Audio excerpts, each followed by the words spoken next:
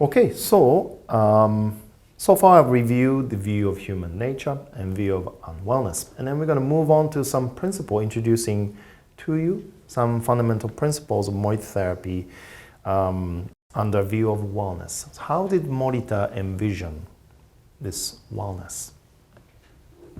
Again, we don't judge any of our experience. What is as it is. Arugamama is our signature construct and principle as Morita Therapists, and I will try my very best to communicate to you using some photos and explanations. But we Morita Therapists tries to live out this way of being, Arugamama, as we are. So, for example, this bonsai tree, this is as it is. Maybe you can measure the corner and angle or the degree of it, but you can't quite explain or put a words into why this is beautiful. You can't explain, but it is what it is. It's Arugamama, some elements of that. This is Mount Fuji. I hope this appears beautiful to you, and you could measure again this angle, the top. But I'm hoping no one would judge the angle of this mountain as good or bad. Oh, that was a good angle or bad angle. It is how the nature made, and we don't judge. And that construct and principle, we espouse it and extend it to our mental health implications because we construe our feeling and emotions as the works of nature. So we don't judge, good or bad. But we could look for the reason, but we don't judge. What is as it is. Let it be. Allow. Create a room for what is as it is. In a session, we try to create space where our client can hold their emotional experience or affective experiences, and we be there together.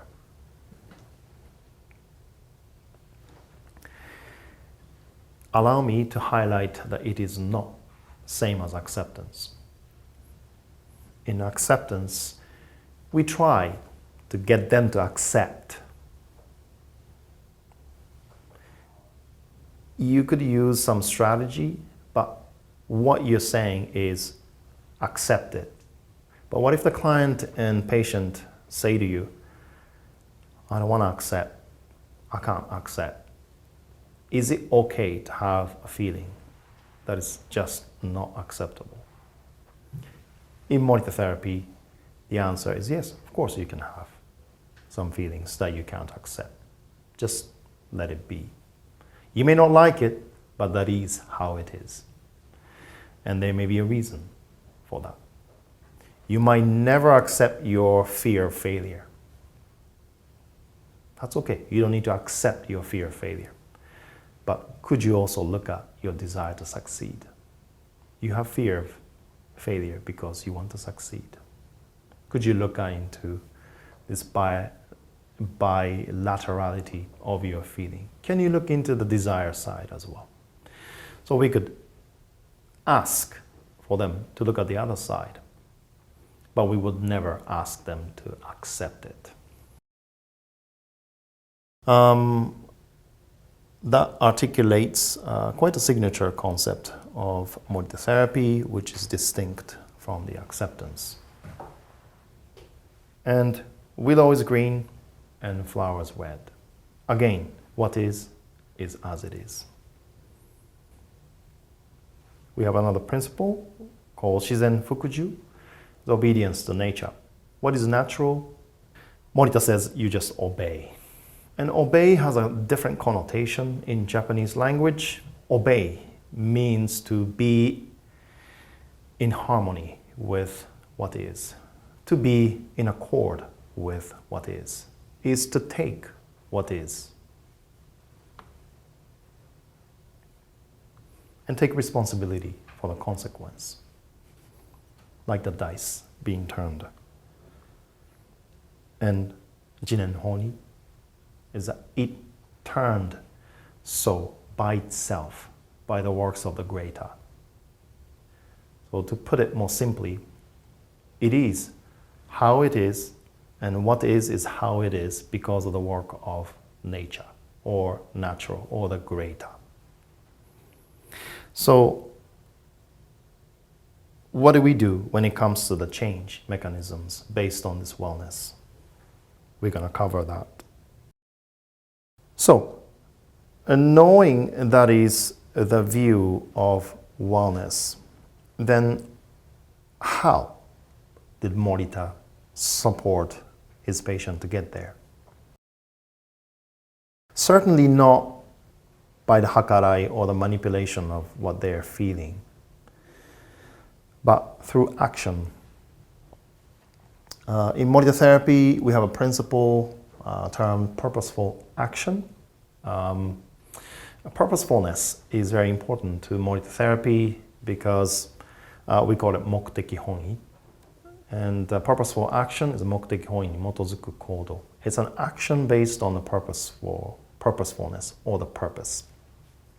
You may not be able to choose your affective experience, or you may not be able to choose what you feel in certain circumstances, but you are able to choose your action. So that's what we rely on, the choice of action, not emotion, or the types of suffering.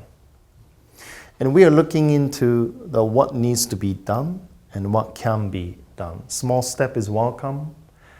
Oftentimes it's most exclusively a very, very small step and small change we're looking at. But we do amplify and we do celebrate every tiny steps our client and patients make. So action is what we rely on. Is the things one can do instead of things one cannot control. Because emotion, it just naturally is. And perhaps to welcome clients and patients to feel it, and to acknowledge the desire side hidden behind that unpleasant emotion.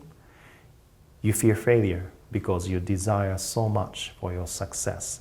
What might you be able to do to increase the chance of succeeding?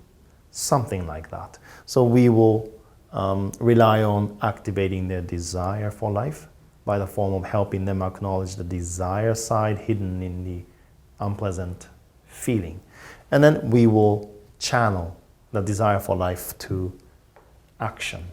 What might they be able to do? And we rely on action because the action brings the new circumstance, which we refer to as choice of circumstance, not the choice of feeling. We don't choose feeling, or we don't dare try to control to get ideal feeling. We take action to bring new experience, new circumstance, and then the circumstance will bring you your desired feeling. For example, you would like to relax. Telling your head might not do it, but you will bring yourself to perhaps Japanese hot spring or public house together with your friend, perhaps, sharing some meal with the family, and creating the circumstance through the form of taking action, possible action. And mind you, and we're mindful that sometimes it's excruciatingly difficult for the clients and patient to take the action. But we constantly try to assist them to see the desire side of their suffering so that they may be able to harness it to take the small step towards a hot spring or public house. So that's what we are aiming for. Because we believe that by taking action, we'll bring them to the new experience, and the experience will then give them the desired feeling. So the line important is that we are creating or assisting patient and client to create or nurture an optimal circumstantial conditions where not healing is impossible. How can you not heal in this environment is what we are looking at. And through the action and creating a circumstance, relying on the power of experience in changing, bringing about desired feeling, touches on this, again, this key Morita therapeutic principle of bodily gains. We call it taitoku, which roughly translated as experience. My mentor used to say skin learning, not your head learning, but skin learning. You learn through your skin. We call it taitoku, experiential and bodily gains. We contrast that with rikai, intellectual understanding. There's a difference between what your head thinks and your whole you feel or experiences. So that's what we are looking at. Morita's quote is that I cannot know how something tastes until after I have eaten it.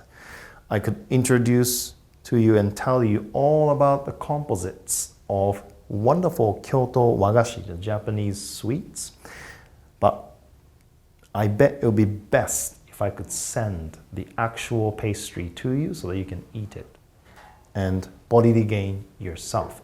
Again, the power of action, power of experience, and power of skin learning, the taitoku in bodily gains.